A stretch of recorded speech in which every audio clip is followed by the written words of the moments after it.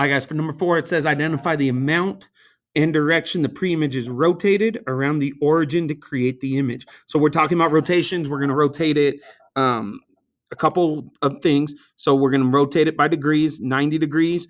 We're going to rotate it by increments of 90. So 90, 180, 270, and 360. Okay, but 360 would just be back to the origin.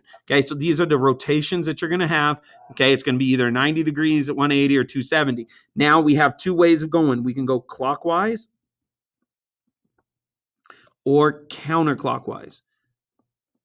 Okay, clockwise always goes follows the clock, so it's going to go left to right, so it's going to go this direction. Okay, so biggest thing here, guys, is making sure, and we'll do clockwise first. You can rotate them both. The most important one is making sure you identify what's the pre-image and what's the image. Remember, this is going to be the pre-image because there is no prime. No prime means pre-image. So this is where I start.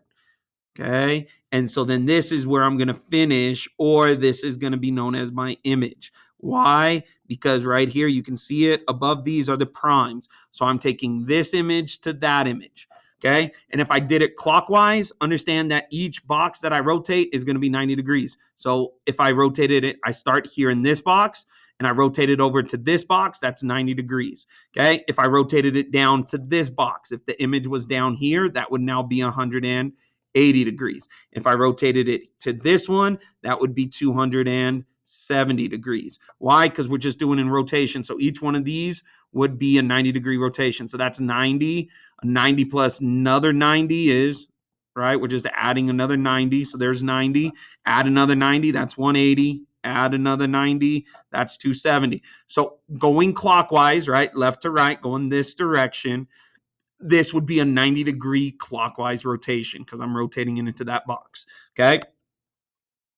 Now what we'll do is the same thing. We're going to start in the same one, but this time we're going to go counterclockwise. Okay. So clockwise was 90 degrees clockwise. Counterclockwise would just go the opposite direction. Okay. So now I'm going to start here and I'm going to rotate it this way. Counterclockwise goes left. Okay. And so if I were to rotate it, if it was down here in this image, this would be a 90-degree counterclockwise.